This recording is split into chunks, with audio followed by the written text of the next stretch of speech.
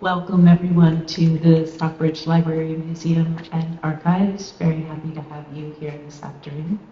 My name is Wendy Pearson and I am the director here. And I'm delighted to present author Stephen Haggerty today.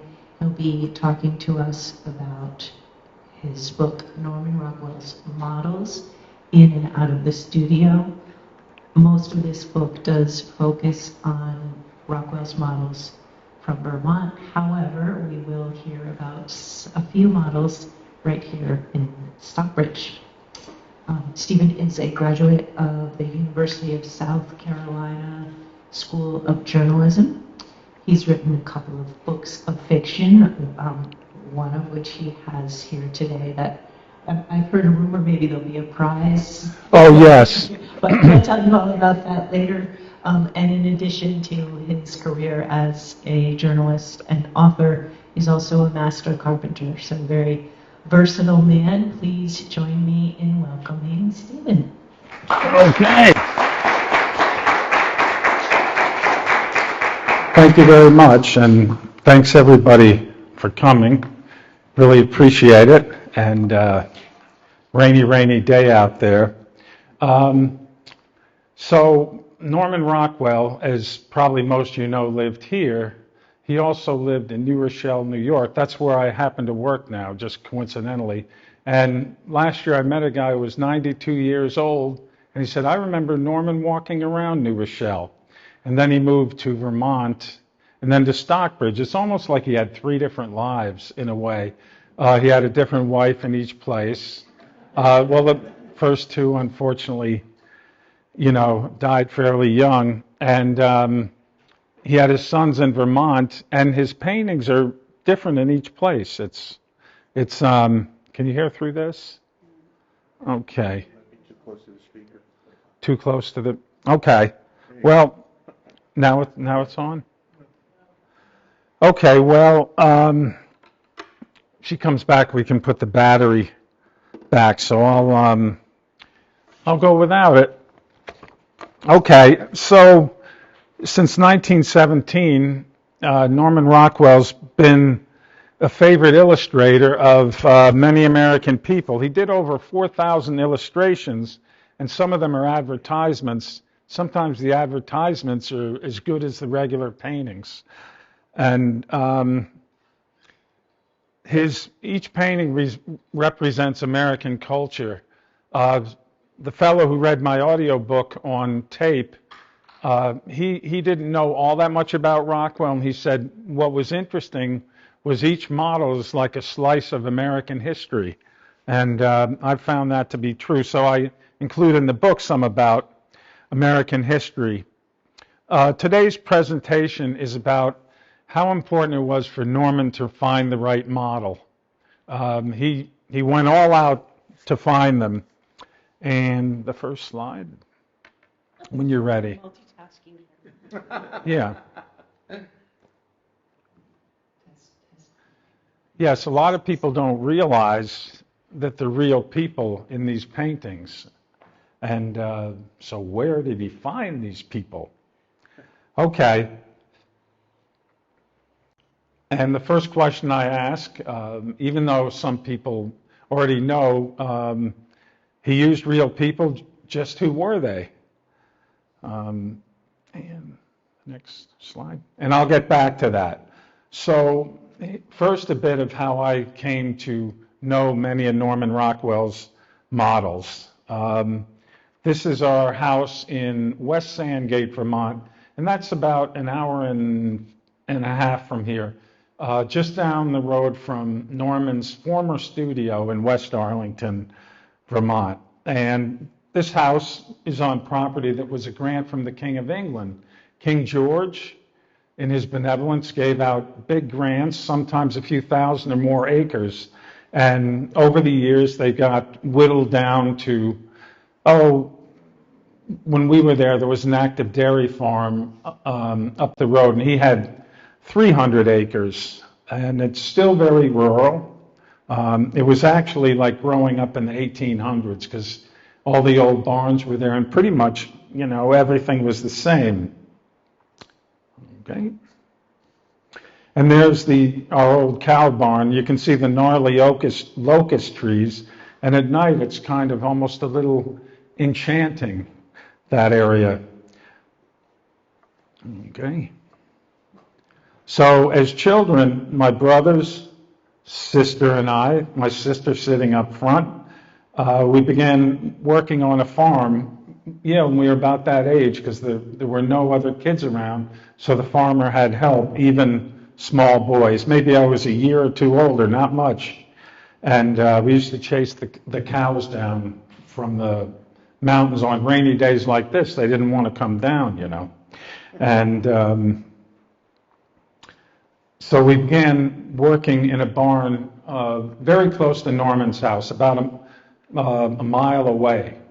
And we began to meet his models. And the next slide. Okay, this is Norman at his former house in West Arlington, and next to him is his cook and housekeeper, Marie Briggs.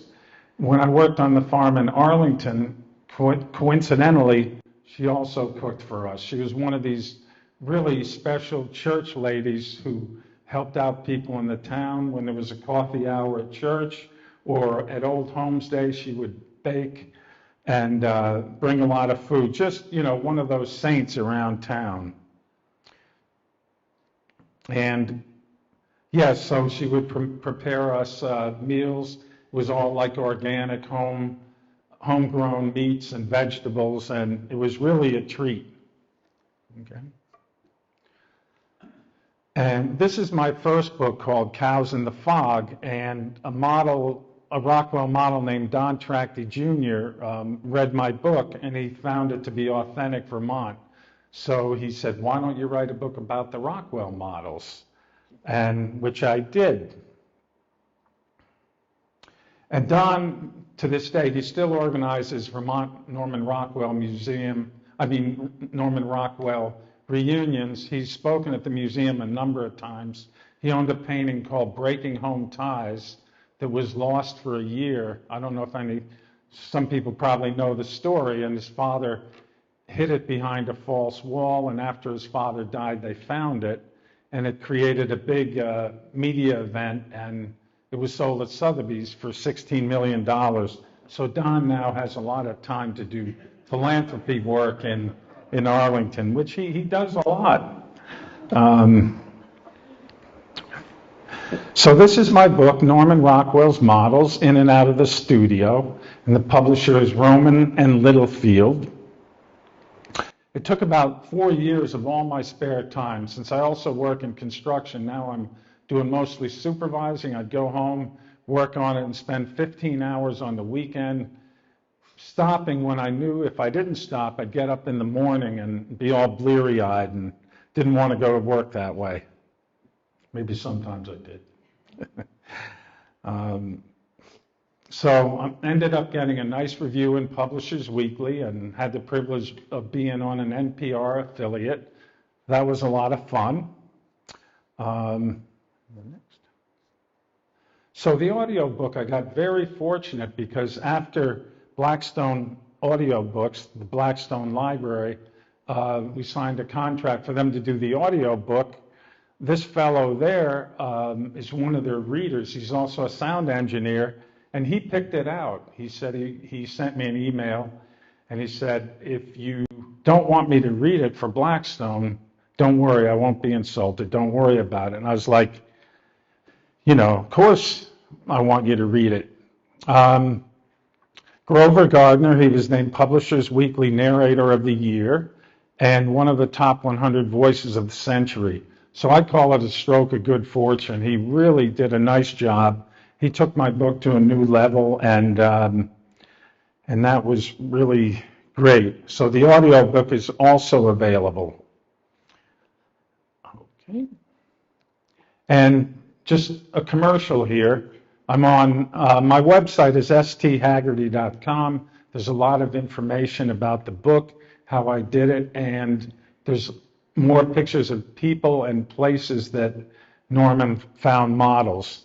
And on social media, it's all the same, S.T. Haggerty, author. Okay, so we start out here with Norman and Mary in New Rochelle, New York, in about 1930. Maybe some of you have seen this picture. Okay.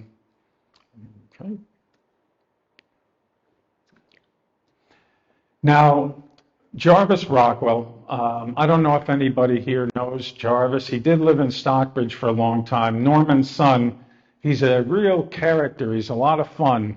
And I was over at his house about 10 times because he grew up in Arlington.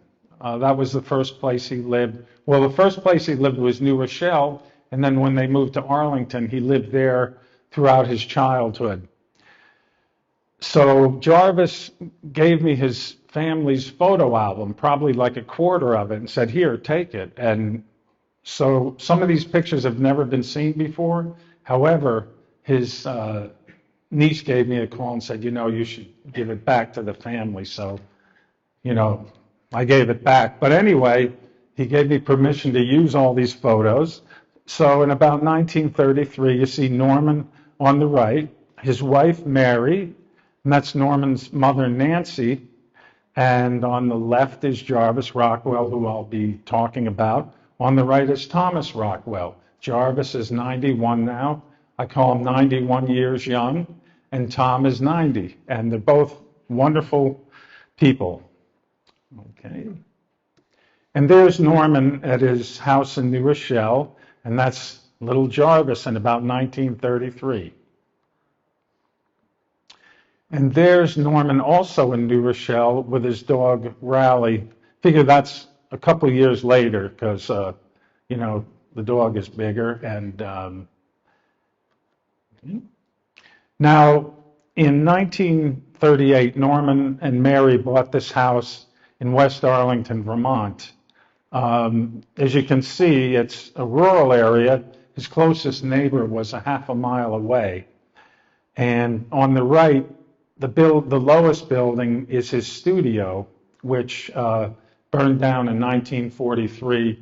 He admitted that he left some hot tobacco ashes, kind of banged them out in the trash basket, and it burned the building down.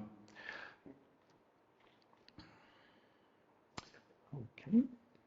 And this is the front view of that house, and you can see on the right his old Woody station wagon.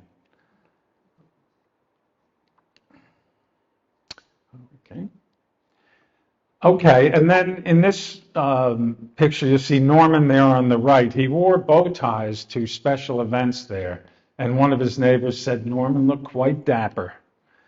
To the left of him is his wife, Mary. I'm guessing that might be Mary's sister in the middle, but I'm not sure. And there's Norman's mother again, and on the left, the two are Mary's parents. In the front, you see Jarvis in the middle, Tom on the right, and Peter Rockwell on the left. And they all lived in Stockbridge for a while. And this is in Vermont, in the Battenkill River. Somebody told me that Norman never went in the water. He said it was too cold. Well, I beg to differ because you can see him in the back. He's a little bit in the dark back there, but that's him.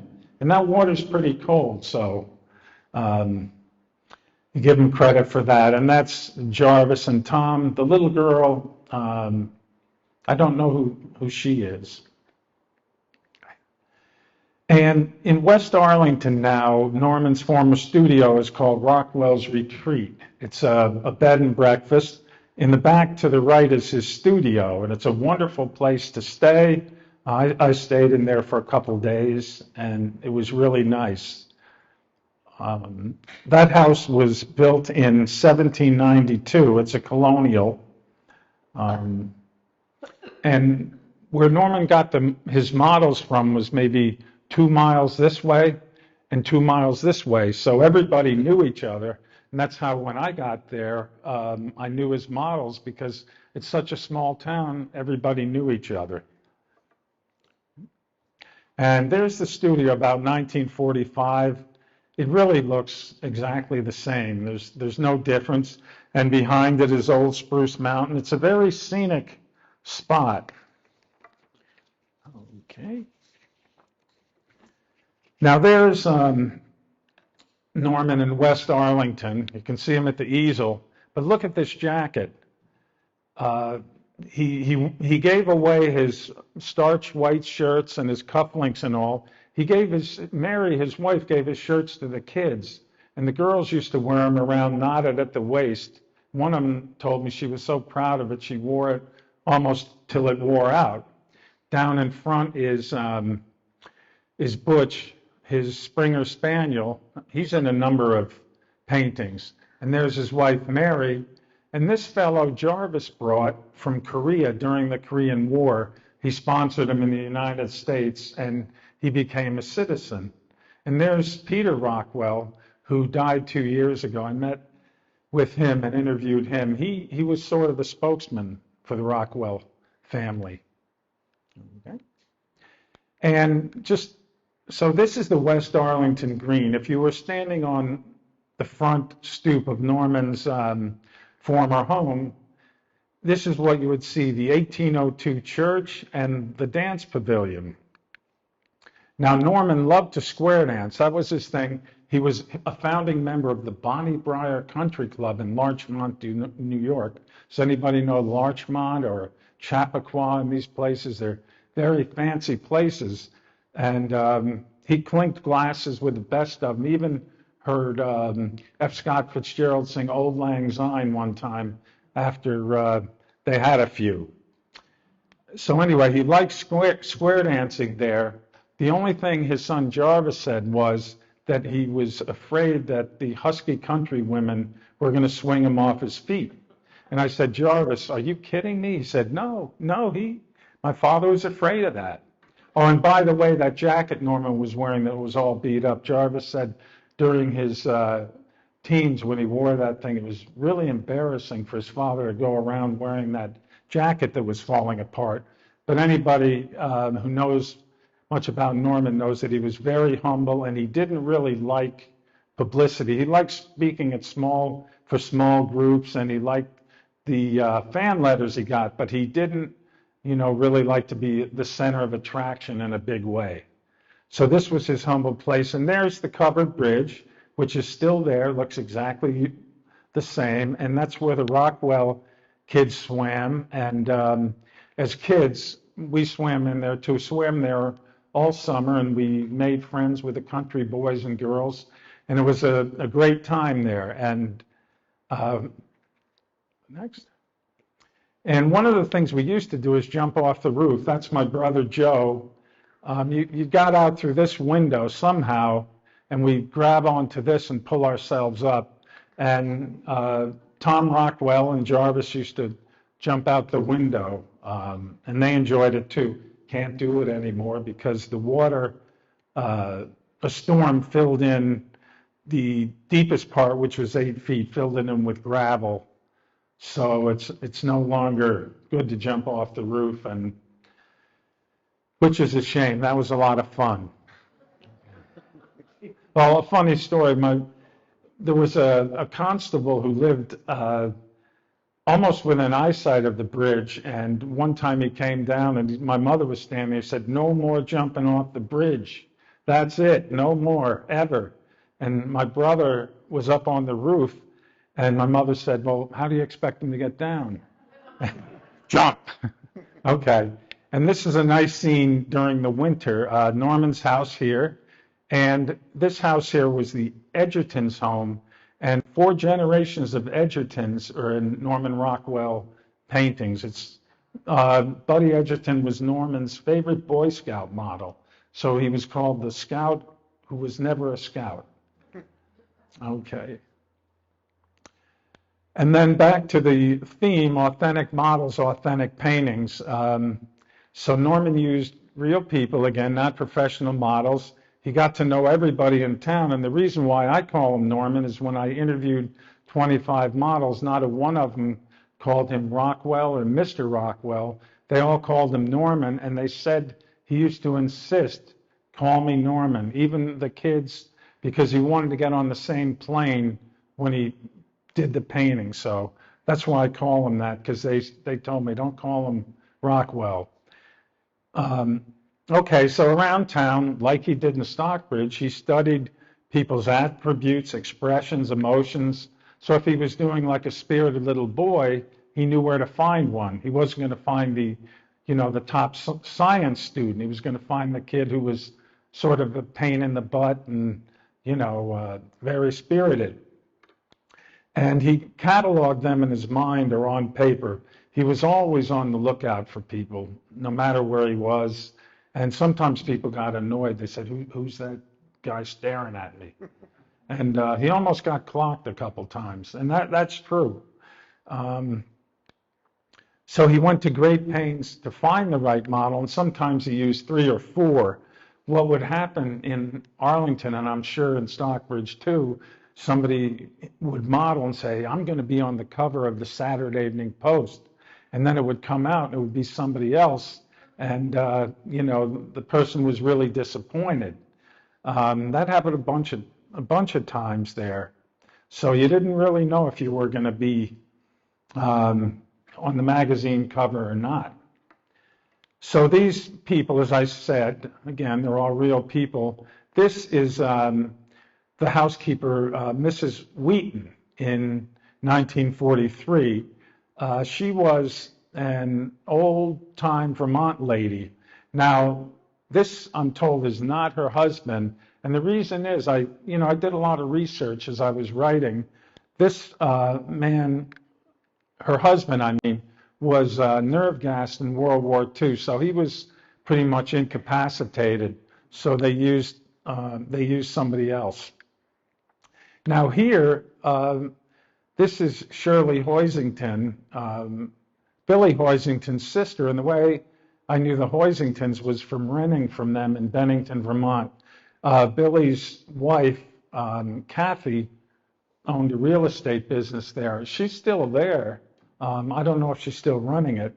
And this fellow here, Charlie Lindsay, he came to Vermont in the very late 1800s, maybe like 1898 or something, with a load of sheep on a train car, and he, drove them all up to a house on a hilltop in Arlington. He was going to be a sheep farmer. That was still quite popular, but then the wolves and the raccoons and the foxes ate all his sheep. So he became a carpenter. But when I was there, he lived in a trailer next to the Wayside Country Store. He was getting elderly then, had sold his house, and lived in this nice little trailer and right at the center of the little village. This is Mary Rockwell here, Norman's wife. This is Norman's mother. And I believe this was the wife of Charlie. Charlie had a younger wife. That's what I was told. But here, and some of you might know this from the museum, that's Jimmy Martin, and he's in all 4 Freedom's paintings. Okay. Let's see. So this painting was the first one Norman did in Vermont. It's called Marbles Champion. Does anybody know it?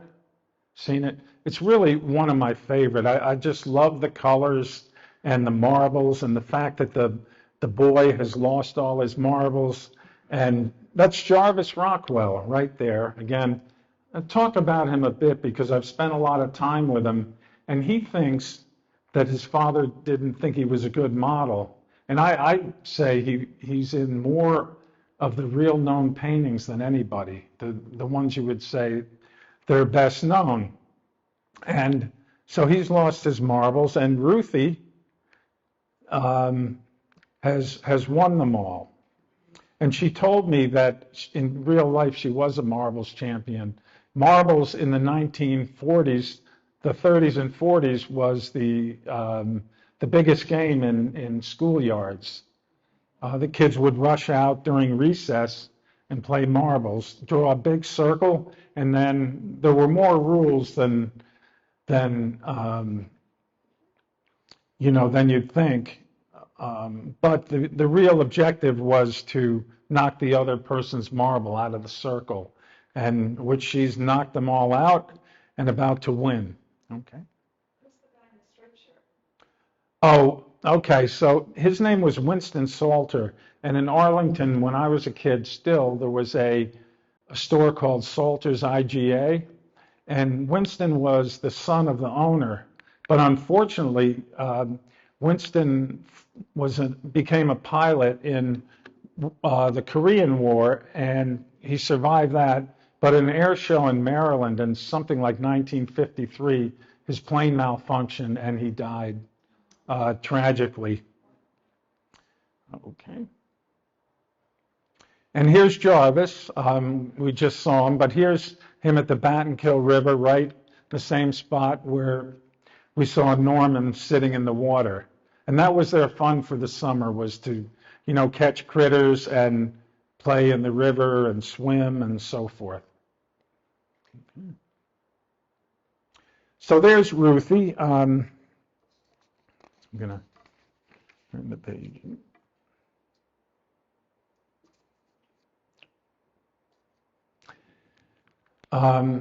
So Ruth Skelly McLenathan, she died only like 2 years ago, and she was really proud of being a model. She went around and spoke, a very lively woman. She was so proud of being in that painting, which Steven Spielberg said was a great example of cinematography.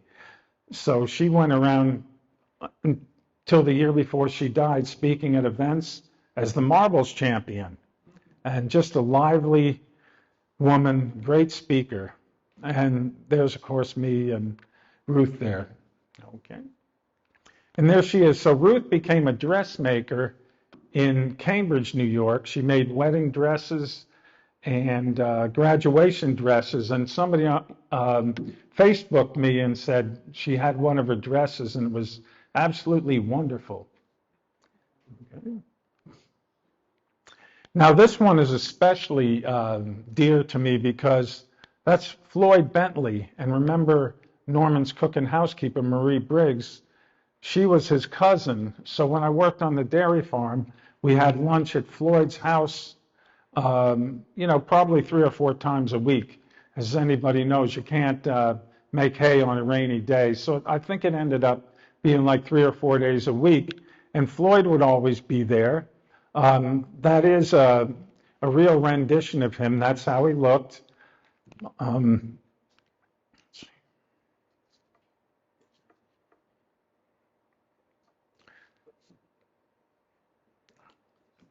Yeah, that's exactly how he looked. Part of the reason Norman liked him because he was always a little downcast. And I found out that in 1929, his mother and his brother died a week apart. He was a sensitive man, but that made him a little melancholy. So he did always look a little downcast, but he was a horse trainer, really a horse whisperer because he was really good with horses, and he talked to them softly, and he could get them to do what he wanted. So, yeah, Floyd was a real old Vermonter. The family there since the 1700s. So he was one of Norman's very favorites. Okay. And there's Floyd. This is one of the barns we put up hay in right there. Most of these barns, they were and are the ones that are still standing, half falling down, and, they patch them up with some wood and lean something to keep them, standing up straight. Very quaint, but very scenic there. You can see the mountain in the background. And so there's Floyd with one of his horses. What they used to say about Floyd is that he did really dislike gasoline engines. He wanted to live like you did in the 1800s or the early 1900s. So you'd see him, around town always with a horse. And I think his cousin, who we worked for on the farm, would get a little annoyed because he said by the time Floyd hitches up those horses, he could have been there and back already. So, but he was really good with the animals. Okay. So I think in about 1968 is the first time that we saw Floyd. He's got his 2 draft horses there. We saw him cutting the side of the road with those horses, and my father, who was a musician and artist, slowed the car way down. He said, "Boys, take a look at this. You'll never see this, again in Vermont, a man cutting the side of the road using horses." And after he died, never did see it again. So it was really, really scenic, to watch him. Okay. And this one is also one of my favorites because that's Carl Hess, and he owned the gas station next to Floyd's farm. So I would see Carl all the time. And Norman said, when he walked into the gas station, he said, "Carl, you have a noble head. I'd like to use you in a painting." And what I remember about Carl is when I was working next door at the dairy farm, I'd walk over to get sodas, and he always had this cooler with sodas, chat, little kid with an older man, a little bit, just, some small talk. But when my father would drive into the gas station to get gas, he'd always say, "Carl, how are you?" And Carl would say, "About so." Now, my brother, when I told him that, snickered a little bit. He said, "Yeah, he was a smart guy. There's only a few hundred people in this section of Arlington, Vermont. You really had to watch what you say, watch what you said." And, he definitely did. Now, this is a painting in 1943 during World War II called Freedom of Speech. And at that time, World War II was in progress, and President Roosevelt was looking for a way that he could convince the American people to supply arms to Europe because, as we all know, Hitler was, bombing buildings and, reducing London and Paris to rubble. So Norman picked up on that and did this painting. Roosevelt needed a platform to stand on, so to speak. How would he convince the American people? So he came up with the idea that if we don't stop Hitler now, we could end up losing our freedom of speech, freedom of religion, and freedom from fear, and freedom from want. And so these paintings were, in that era, about 16 million people saw them, and they were reprinted on war bonds. And Norman raised $121 million, which is the equivalent of $2 billion today. But another one of the real contributions he made was rallying the American people. Nobody wanted to get involved in World War II. America was isolationist, and so Roosevelt had a big job to convince the American people. And you would see this around all over the place. On the top, it would say, "Buy American war bonds." Okay. And that's Carl's gas station today. When I was a kid, it was exactly the same. Here, he did have a little gun shop attached. That was for hunting rifles. A lot of the people lived off the venison during the winter. It was a fairly, not poor, but, not a wealthy town at all. So there's where Norman walked in and asked Carl to model. Okay. And I was lucky to find these two pictures. So there's our model in freedom of speech, Carl, in about 1951 at work at his gas station. And you can see the Green Mountains behind it. Okay. Now there he is. I was lucky to find this painting, but there's Carl. That's his field. We used to hay this field. And there's his wife. I remember her really well. She's a very nice woman. And these are his kids. And you can see he was out playing baseball in the field. So the other thing, what he would do when you're a kid is patch your bicycle tire and patch inner tubes so you could float down the river. I don't know how much he liked doing all those little jobs, but, he graciously did them for the children. Okay. Now, remember, Jim Jimmy Martin, the carpenter who's in All Four Freedoms, is right here again. And this woman is Dorothy Lawrence. Her daughter is Shirley Lawrence Latique, and she's still around. Her mother was a school teacher, and Norman got her because he met her around town, and she was a very good school teacher who had a good way with kids. And a lot of times he picked out people that he really respected, and she was one of them. And in bed is my old friend Marjorie Coulter. She with her kids used to swim at the red covered bridge. Unfortunately, she was the last one alive in the Four Freedoms paintings and died about 2 months ago. So there are no more people left from the Four Freedoms, unfortunately. And this is her brother, David. Now, this is one of my favorites. He put a lot of feeling into it. Here's the newspaper that tells of the bombings in London. And I don't know, I really get the message from it. Okay. And this is freedom of religion. Walt Squares, who's right here wearing the Jewish hat, I can't remember the exact name of it, but he built Norman's studio, the one we saw. And he did contracting work for people all over town. He's a big, tall guy. He was probably in about 6 or 7 paintings. And there's his wife, Clarice. She was disabled from a car accident, so she was like the type of person who was praying all the time just to make it through the day, because they would see her take 4 hours to walk a quarter of a mile, but she wasn't going to give up. And there's Jimmy Martin again. I won't go through who all the people are, but they're all from West Arlington. Okay. And there's me, I just standing at Norman's perch at the square dances. He was a member of the Battenkill Grange. He got involved in everything, but they say he didn't stay too long at any of the events because he wanted to get home and paint. So the story goes that if you had dinner at his house, he'd have dinner and then you'd look around and say, "Where's Norman?" And he'd have run out to the studio. So you didn't get too long with him.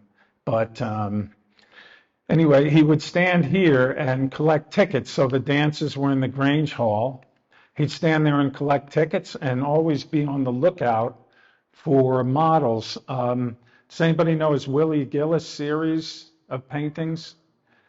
He found model Bob Buck here, and Bob said when Norman was staring at him, he didn't know who the guy was, and he was ready to smack him.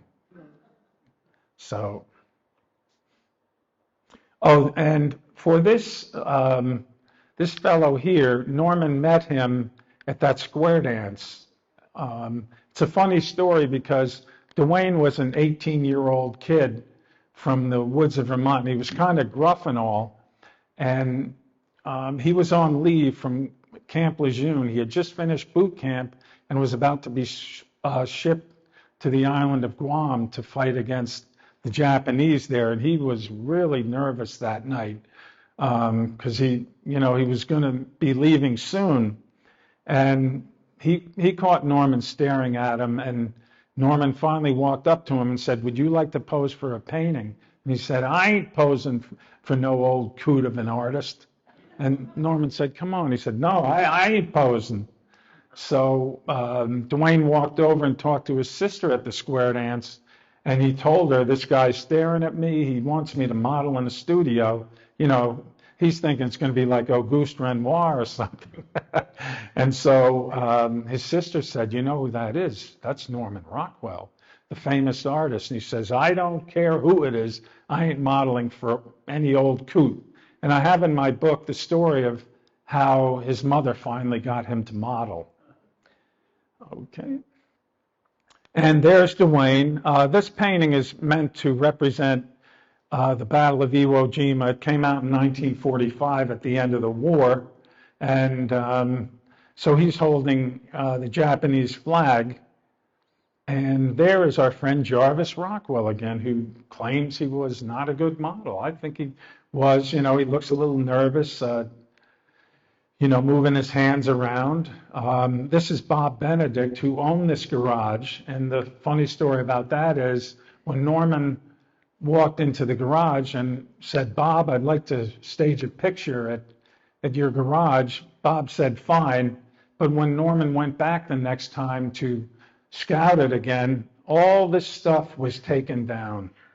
All it was taken down, and Norman said, "No, I don't want to do it." And he said, "Unless you put it all back up." So there's two stories. One goes that he put it all back up. The second story is Norman didn't say anything and waited until it returned to its natural state.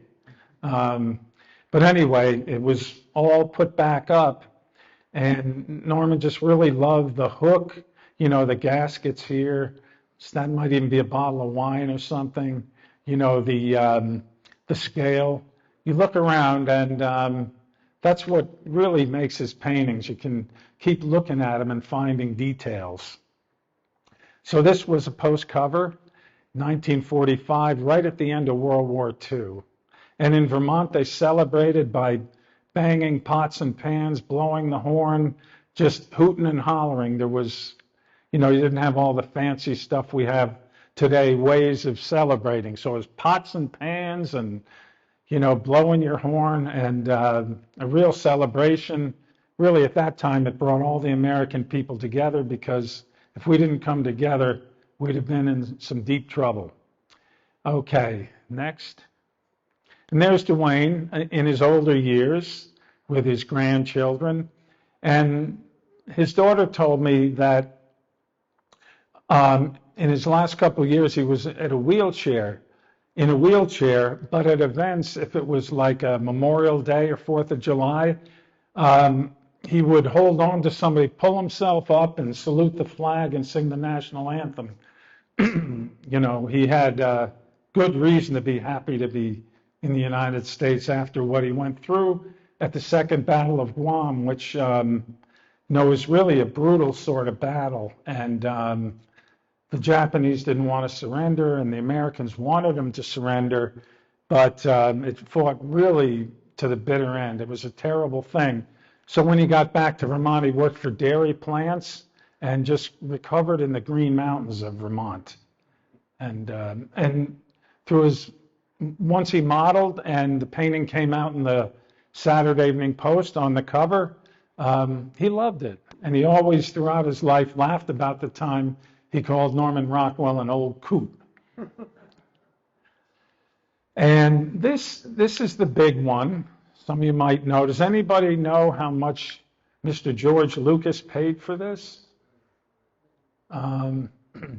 Okay, so it was auctioned off at Sotheby's, and there was a phone, a series of phones off to the side, and during the auction, people were jabbering away on the phone, and it was a representative for George Lucas who drove the price up to $46 million. Now, Mr. Lucas is going to have a museum to open in 2025. It was supposed to be this year, but the COVID pushed it back. It's a fancy sort of place, and it'll be called the Lucas Museum of Narrative Art. And he's going to display this. So both Tom and Jarvis Rockwell are very happy that he bought it, because he'll display it. It won't get, hidden away somewhere. So anybody out in Los Angeles, in 2 years, you can go see the original. And here's Jarvis, again, thinking he's not a good model, but he does look sort of distant, forlorn. And that's because he was in in the Korean War at the time in Korea, and he really didn't like it. So he was not a happy camper, and, I guess Norman used it, and he got him in the painting, and he looks like he really fits the part there. This was Don Winslow. He was a student with Jarvis at the Art Students League, I guess before this, and Don hung on with Norman for a while, and he actually did 2 Saturday Evening Post covers himself. And this is May Walker. She was actually dying at the time, and if you look at her hand, she she really looks like she was praying. And at that point in her life, just a few days before her death, it wouldn't surprise me at all if she really was. And this boy here is Don Hubert. He's still around. I think he's about 80, early 80s, and doing very well. He said Norman was very polite. They all said Norman was very polite, good to work with, but for kids it wasn't easy because he had to tilt his head this way, fold his hands, sit in that position on the seat.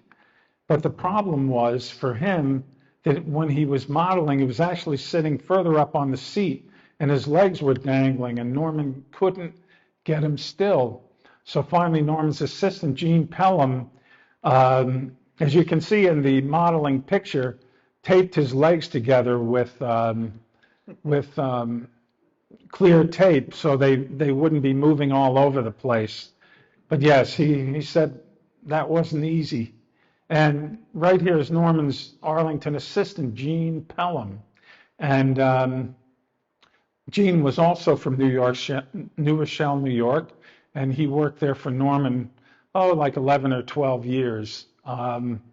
He was not only an artist himself, and he published a couple post covers, but he was very handy. So he would, fix things there. He developed the photos himself. He'd pick up models. He was very flexible, and Norman really liked that, and set up canvases and so forth. And there he is with a cold cup of coffee and a cigar.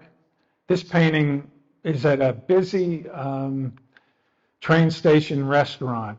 And you can see our friend here, Bill Sharkey, who lived in a shack with a brook. There were a bunch of shacks there, and they didn't have running water, but there was a brook that ran between, so they could get enough food for cooking and drinking. A lot of those brooks around there really pristine.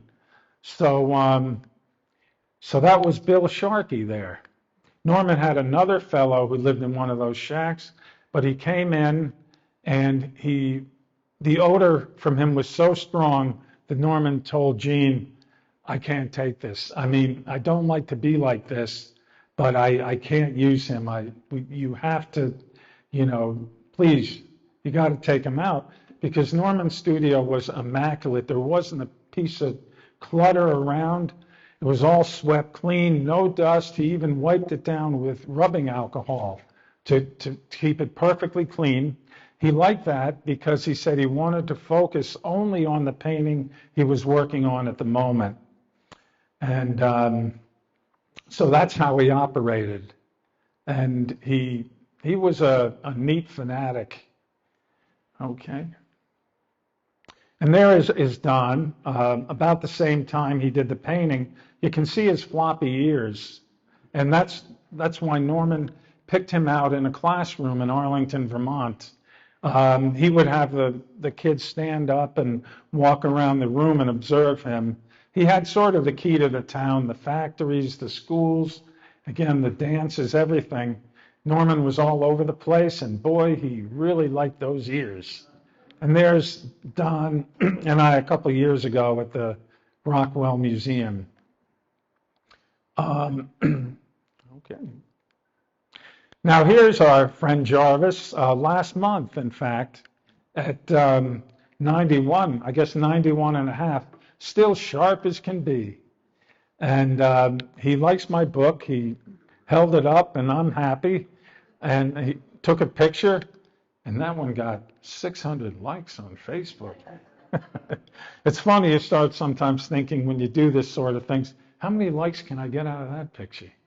But really had a good time. We went through this book of all his father's pictures, the 332 covers for the Post, and he was pointing out all the details. And he and I sitting there really illuminated the paintings, looking at them with him.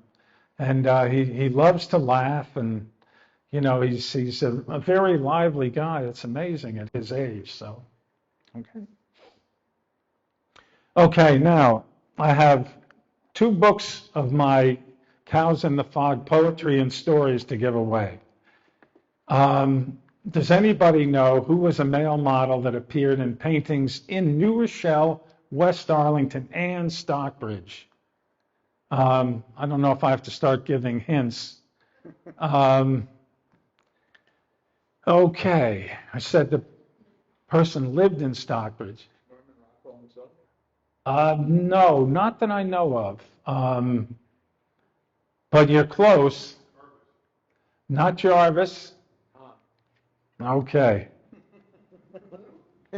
Now, like I say, there's so many paintings, I can't be sure. I can't say this is the only other person, but there's another, a woman who appeared in each place in a painting. Let's see. We saw her early. Yes. Who said that? Oh, okay. So Mary Rockwell. And people around town love Mary Rockwell. The kids especially, because she had been a school teacher. So your fun day in Arlington when Mary Rockwell was going to come pick you up and take you to Norman's studio, and you got out of school usually for the whole day. So that was really nice. But they really enjoyed her company. These kids there who are, 70s, 80s, still talk about when Mary Rockwell used to pick them up.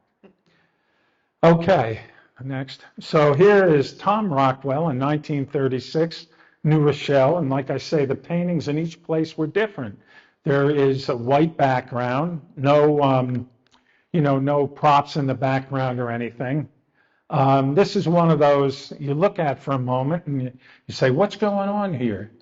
And then, you see the puppy here in the pocket, see the boy here, and you can kind of smile, knowing that in a moment that boy is going to find the dog. And this is it was his Uncle Gil. He was the type of guy, I don't know if anybody had an uncle like this. My sister and I did. The kids loved him. But, the mother would say, oh, we can't have him over. He's difficult, and he's out at night, out at parties all night, and he's funny and all and good with the kids, but we don't really want the kids to spend too much time with him. So that was Uncle Gil. And one day he brought Christmas presents on the wrong day. And so I think most of us probably relate to having somebody like that in the family. That's part of the reason why people really love Norman's paintings, because, you can relate to them. And, okay. Okay, there's Tom Rockwell again. This is in West Arlington. And I don't know if you remember, but I talked about the Edgertons living next door, and Buddy Edgerton being the scout model who was never a scout. And Tom wasn't either, but they were best buddies. And Norman really liked Buddy because he was he was tall and very personable. He was a good student and a good athlete. He was like the perfect guy, maybe some, just good in every way. And so Norman liked the fact that Tom and him used to hang around. So they weren't Boy Scouts, but they did fish, they hunted, and they camped behind Norman's studio a lot. So, they were good models for this painting. Okay. And there's Tom again in 1947, and Jarvis is there too. That's Jarvis. And let's see, Jarvis said this is about the best likeness of his mother at that time. And Norman did pick out dear friends, like this woman here. Jarvis will tell you he really didn't like school. He liked to draw and everything. But when he had Ann Marsh for class, she was so kind and helpful to him that I think that's why she's in the painting with her little boy. And that was, at the time, Jarvis's girlfriend. And he said he got his first kiss at that red-covered bridge, on a swimming day. And so he remembers her really well. Now, so there is Tom, Jarvis, Mary, Norman, and Peter. And Jarvis says this is his favorite painting because His whole family's in it.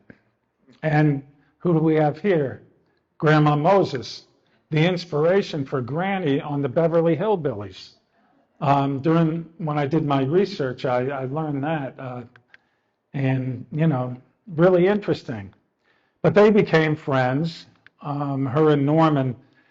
And Norman asked her if he could see her studio, and she said no. He said, "Why not?" She said, "Because my studio is in my bedroom, and I do not let a gentleman in there."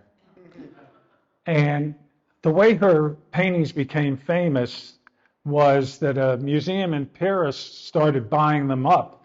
They loved Grandma Moses's paintings, and they said, to her, "Would you come over to Paris?" She said, I couldn't possibly. Who's going to feed the chickens?" So, that's how it was in that area. Very down-to-earth people. Okay. And there's our Stockbridge picture of Tom Rockwell in The Graduate. And that painting represents what a tough era it was for kids in 1959. You can see Khrushchev warns West of war dangers. They were doing nuclear treaties at the time, and I think the United States went a little ahead of where we said they were, and he started to threaten state officials to seek U.S. help for job woes. So you get out of college, might be tough finding a job, and Senate passes draft extension. Okay, not a happy thing for a boy coming out of college, a young man. Okay. And there's Tom, a picture of him at the Arlington High School. Thomas Rhodes Rockwell, known as Tommy. And look, his quote is "better late than never." He played basketball, and Norman would go to all the basketball games and cheer him and the other players on. And Tom was quite good. I think he was good for 15 points a game. And he learned how to play basketball in one of the hay barns there. Between the hay mows was enough room for basketball court, because you would drive the tractor, in the middle, and you could take the tractor out and play basketball. But he and his friend Buddy Edgerton said it could be a little tough because you're always bouncing, and the hay dust, you'd be breathing. So, but anyway, he played there and got really good. Okay. And does anybody know, Tom wrote his father's book. He co-wrote his father's book, My Adventures as an Illustrator. Does anybody know what other book he wrote that was a bestseller? 3 million copies. And he's still making good money off it today. And it's called How to Eat Fried Worms. And there was a movie. The kids love it. That was a book the parents did not like and the libraries didn't like, because it's a boy eating fried worms. So he had a hard time getting it published. But I think Simon & Schuster finally said, the parents don't like it, but the kids will love it. And it turns out to be a really good anti-bullying story. So Tom kind of took his father's penchant for creating these spirited kids and, wrote a fictional book with those types of kids. And there's Jarvis. Again, he figures in a lot. And there's Buddy Edgerton's mother, the Boy Scout's mother, Clara Edgerton. And, okay. And I had to put this in. He looks like a movie star. That's Buddy Edgerton, who's in the Boy Scout painting. My God. And Buddy became a professor at the University of Vermont, an agriculture professor. So what happened with a lot of the farming people, when the farming went out, a lot of the kids went to college and, got these really amazing jobs. And, so somebody like Buddy Edgerton really knew agriculture, both from an academic point of view and from digging in the soil himself and, using cow manure for fertilizer and, milking cows from the age of 5 years old. So, and he was a great guy. He only died this winter, and he actually, the last thing he read, believe it or not, it's kind of touching, when he was dying, was my book about himself, or his daughter was reading it to him. So that was quite an honor. He was really a terrific guy. Okay. So there's Norman Rockwell with Grandma Moses, and you might think, oh, she's lucky to be with that famous illustrator. Well, he was, very humble and all, but he also knew how to market his paintings and all too. And I'm sure he mostly did it, to be friendly to her. This was her birthday party in Arlington, Vermont, at the Green Mountain Diner, which, was in operation back then. But who was the most famous artist in the country? Her, not Norman Rockwell. And her paintings, I don't know if people have seen them, but they're really lively. Somebody's doing something in all of them. They're either carrying a bucket of sap or skating, just tobogganing. So in her pictures are full of action. They're kind of childlike, a childlike style. So a lot of her paintings are in the Bennington Museum in Vermont. And I have to say, I really love them just because everybody's active. There's nobody standing around and nobody on smartphones. Okay. And there's Tom Rockwell a couple years ago. He and I got together. There's another good book on Norman Rockwell's people. It's more pictures. It doesn't have all the details mine does. Mine really goes into detail about who the people are and the relationships with them. But Tom and I had a good time. He's got a sense of humor just like his father. Not quite as much of a belly laugh as Jarvis will give you. Jarvis will really bend back and go, ah, ah, but really good sense of humor, really nice guy. He wrote 17 children's books. And, okay. And there's Buddy. A couple years ago, there's one of the Boy Scout paintings he was in. And, he was a hunter as a kid. Back then, if you wanted meat sometimes during the winter, you had to hunt. People didn't have a ton of money. So there he is, a Red Sox fan. A lot of the people in Vermont were Red Sox fans. Okay. And there's Mary Whalen. She's spoken a bunch of times at the museum. She's doing very well, late 70s. She and I went to the same Catholic church in Arlington, Vermont. And we share stories about the very colorful priest who was there. You'd walk in like myself and my brothers, and one time the priest looked at us in the 1970s. We didn't have long hair, but it was touching our shoulders. And Father Buckley would say, Haggerty boys, stop there. You all need to go see Larry the barber and get your hair cut. And Mary has a lot of funny stories about him too. And this one actually was painted in Stockbridge. Norman had Mary model in Arlington, but didn't paint it till 1954 when he came here. So, and Mary, Norman met Mary at a basketball game because her father hadn't gotten her a soda, and the game resumed after halftime. And Norman held out his arm and he said, "You can have mine."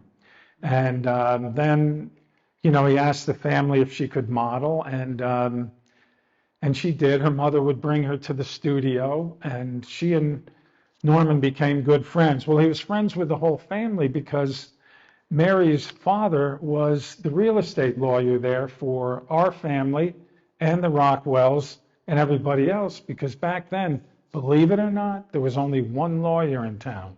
So you had to go see John and Mary, or nobody of their family is here. So I can say this.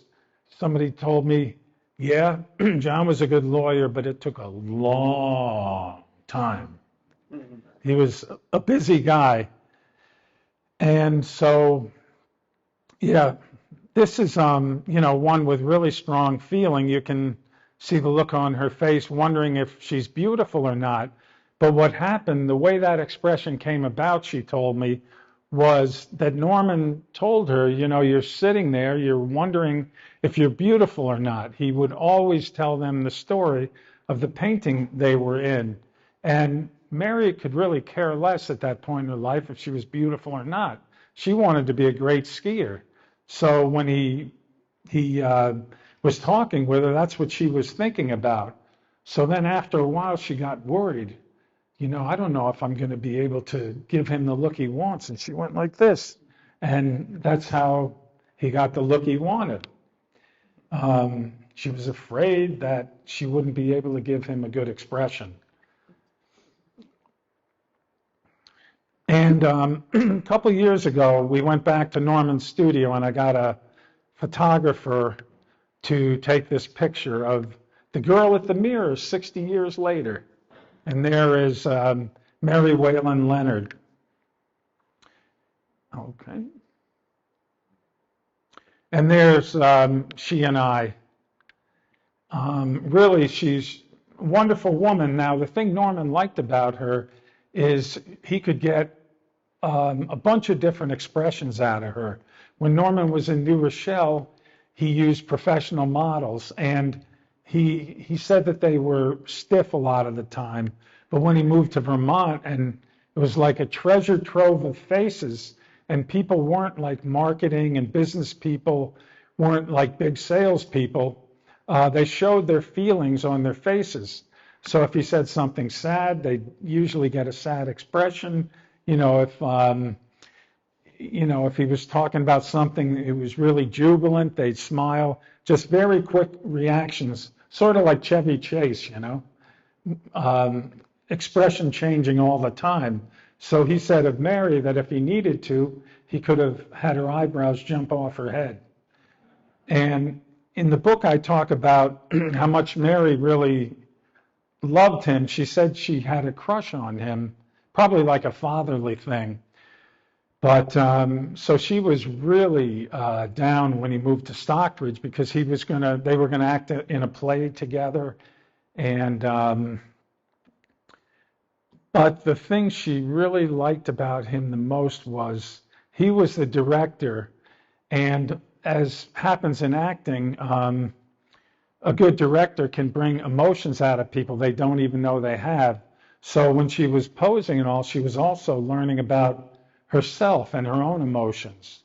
So, Norman was very, very special to her. And she did see him a bunch of times, like her father, being the lawyer, would go visit Norman here in Stockbridge. Okay. Now, I just wanted to mention these two. I'm not an expert on these two, but they're ones I really like. And I did a little research on these. One second.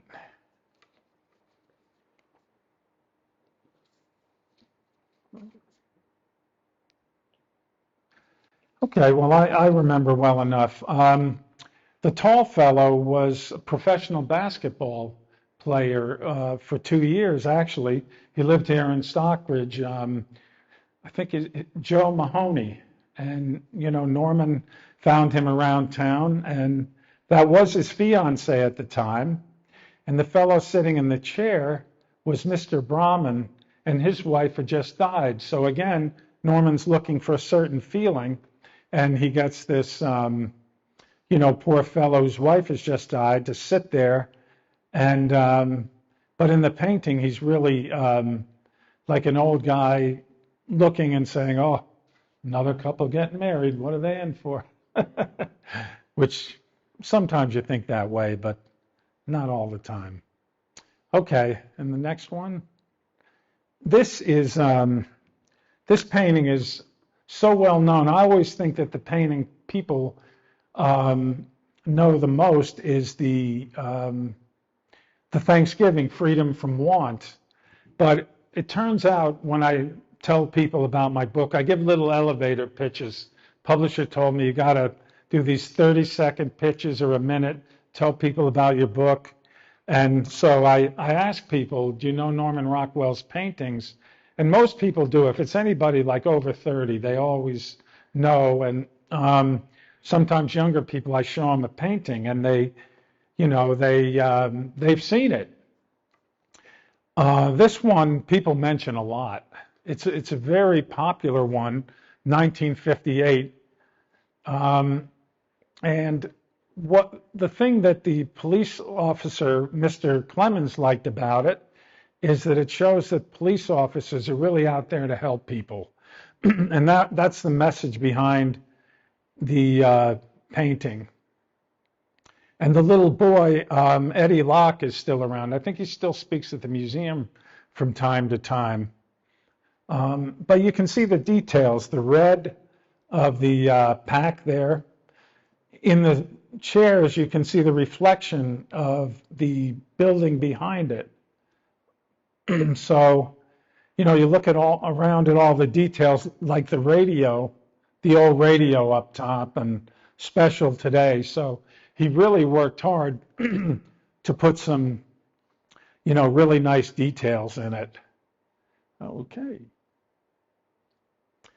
And then, as a lot of us know, when Norman got to Stockbridge, he was really interested in civil rights. This one's called The Problem We All Live With. I think probably most people have seen it, right? I mean, during the election, you would see it all the time. And he really, he had real compassion for people. And I think it was because when he was a kid, he had a brother named Jarvis. And Jarvis was a star football player at the Mamaroneck High School. And Norman was a little wimpy guy. And his brother, Jarvis said, knocked him around a bit. And the older kids, Norman took some abuse.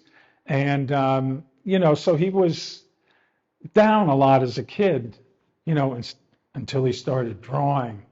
And at about 5 years old, people could recognize the people or buildings in a picture. And then he got to be 10, and they're like, wow, this guy's a prodigy. But, I think he really hurt a lot as a kid, and that gave him a lot of compassion. And these civil rights paintings, this is, I think, 1964, right? When Ruby Bridges at that time was the first girl to go to that all-white school. And, it speaks for itself, a smashed tomato on the wall and the U.S. Marshals. So he really was a big supporter of civil rights. That was three of his, some of the last paintings. And, that was a big cause of his. Okay. So now we're at the end, just another little commercial. I did get some good endorsements. If anybody ever writes a book, the publisher will tell you got to get good endorsements. So they send you the book like a month and a half early to send around and see if anybody will say that they like it. So I was privileged to get Jarvis and his brother Tom Rockwell, and a woman, Judy Goffman Cutler, the director and co-founder of the National Museum of American Illustration. So she does shows around the country. She was the curator for George Lucas when he was buying his paintings. So I was very fortunate that she liked the book, and I've gone down to Florida where she had a exhibit of her Norman Rockwell originals, and probably going back to Florida. It's a good age group for Norman Rockwell, as you could imagine. Everybody like over 60, and we all remember Norman Rockwell. Okay, we're almost done. So it's available at Lenox Books, and we have a person here today from Lenox Books, and we're going to be selling books, which I'm happy to sign. Also, that CD, which that fellow Grover Gardner read, and he took my book to a new level, and boy, I'm grateful for that. Okay. And just again, anybody who's on Facebook, I meet a lot of people on Facebook. Sometimes people tell me that, they have a relative in the painting, and it's really a lot of fun. I found out my barber in Vermont, or right over the line in New York State, he was in a painting, and he was 80 years old when he cut my hair. So I don't think my sister suffered through that. Got a little razor burn, but he was a nice guy and he did a good job, and the haircut was only 50 cents. Okay, so I'm on Facebook, Twitter, and Instagram, and all my information is on my website, sthaggerty.com. And is that it? I guess if we have another minute or two, I'll finish with this. Okay, this painting is called The Tired Salesgirl, and that is Sophie Rachiski-Omond, and Sophie is 95 now, and she's still doing quite well. So she remembers very well the day she went to Norman Rockwell's studio from Springfield, Vermont. I mentioned that Springfield, Vermont before, and there was a lot of discussion in the household. Her mother, as I said, didn't want her to model. And it took a lot of doing from Norman to get her to model. And so the thing was that Mary Rockwell had to pick her up, not Norman. She wanted Mrs. Rockwell to pick her up and stay with her. And that worked out. She loves the painting, and she's been signing copies of it since 1947. And the thing about it is, you know, a lot of the Saturday Evening Post was nice stories to say things like, you know, remember at Christmas that somebody who's selling gifts at a store is really tired, you know.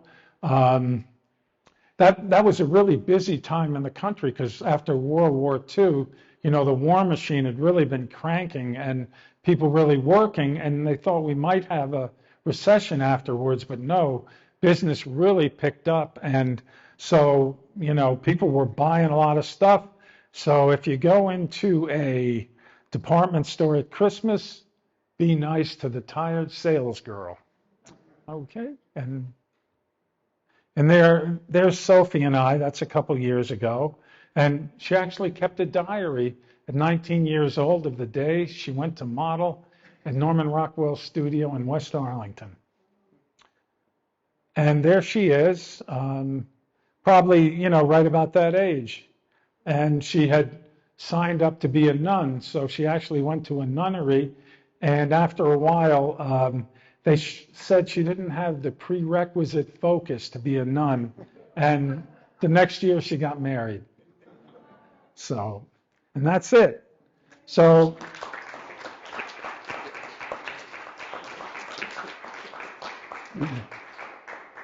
thanks everybody for coming. But, you know, are there any questions I forgot to ask? Yes. So a question I have is that I'm curious about whether this scenes depicted were posed or photographed, because if you go to Stockbridge Town Hall, there's an exhibit of photographs of the pose, you know, where people were posed in that Norman painted from the photographs, not necessarily from people actually posing in real life. So can you see that a little bit? Yes. So here's how he did it. In the early, well, even before, in the early 1930s, photographers were nipping at the heels of illustrators for magazines, right? So you're seeing more and more pictures. So they wanted things to go faster, and Norman really didn't want to use a camera. But what he did was have people model. Like, there's one particular painting I really know a lot about called The Trumpet Player. And that boy who's in it modeled 4 times for 3 hours. Norman said if people didn't come in and model live, there were certain things he could never get, like the skin color, the hair color. So they all in Vermont modeled live, and you know, usually a few hours and sometimes a number of times. And that was also how he breathed the spirit of life into them. He said they would have been flat if he just took pictures. And the other thing was the magazines wanted different angles, you know, to paint a model from looking down or looking up or sideways. And he really couldn't do all that without some of the pictures. And then the action shots. The kids would be in the studio, maybe walking on books to make, the muscles in their legs looked like that. But yeah, he continuously had people model live. And he did feel bad that he used the camera at all. In New Rochelle, he didn't hardly use a camera because it was a leisurely era for that sort of thing, and people could sit for a day or two and so forth. But, the industrial machine was cranking up to do everything fast. Okay? Yeah, maybe you can fill me out on the runaway. A lot of people say around here that it's Joe's Diner in Lee, and actually one of his people that he painted used to come in. She told the whole story about how he used these things for it. He gave me $25 check. But do you know if there's any truth to it? Because I know Joe Sorrentino he was the owner of Joe's Diner, and it wasn't really clear, but they've done some news reports from there. So do you have any information on that? He originally staged it at Howard Johnson's. Did you know that? Right. Right. So then, being who he was and liking quaint things, he switched to, that diner scene. And the man who has his hair kind of in an interesting way was Norman Rockwell's assistant. And then he had Mr. Clemens, the police officer, and Eddie Locke. Did I answer your question? Well, so did he do all this in Vermont, or did he do all this in Stockbridge? Oh, that was in Stockbridge a couple years later. Right. Supposed to be at Howard Johnson's? Yes. Done in Howard Johnson's that was around here? Was there... I'm not sure. Does anybody know? There was a Howard Johnson on Route 20. Okay. Okay, so I'm guessing that probably would have been it. And the other thing I forgot to say is that in that painting, the marriage license, you can really see the difference between Vermont and Stockbridge. In Stockbridge, the clothing was more stylish. You see the man in the suit, the colors are sort of brighter, and it looks a lot more modern. And that, I did an interview with this NPR affiliate, and he brought up that question, and I think that's really true. Did you put the models in costume, and where did the costumes come from? Oh, okay. A good example of that. Well, the first answer is yes. He would get costumes from local people. For example, there's one painting, I can't remember the name, but anyway, he went next door and asked one of the young women for a pair of shoes. The real example is freedom of speech, because that jacket, which is a little grimy, that belonged to his assistant, Gene Pelham.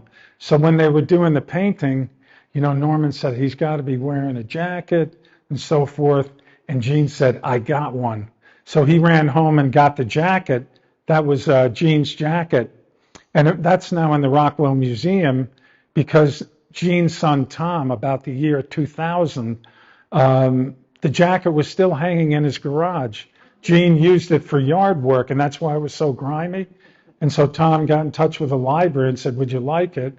Then a couple months later, he got a brochure in the mail, come to the Stockbridge Museum and see the jacket from Freedom of Speech. So yes, he was always getting clothes. Maybe they were from his kids, neighbors, and so forth. Yes? I think we probably just have time for this last question. Okay. In the painting Breaking Home Ties with the horse trainer, was that his actual son that was sitting on the running board? No, that was actually a guy from, I think, out west, like New Mexico or something. Wow. So, yeah, he wasn't from around here. So, and then just one more. I always assumed that the freedom of speech was Abraham Lincoln. I don't know why, but I think Carl is a little bit like Abraham Lincoln. Yeah, and Lincoln-esque, and even in that picture that I showed of him, big, tall guy, and yeah, so Norman really liked Abraham Lincoln, and there is some connection there to make him look like that. Okay, well, thanks everybody for coming. I hope you enjoyed it. I enjoyed it myself.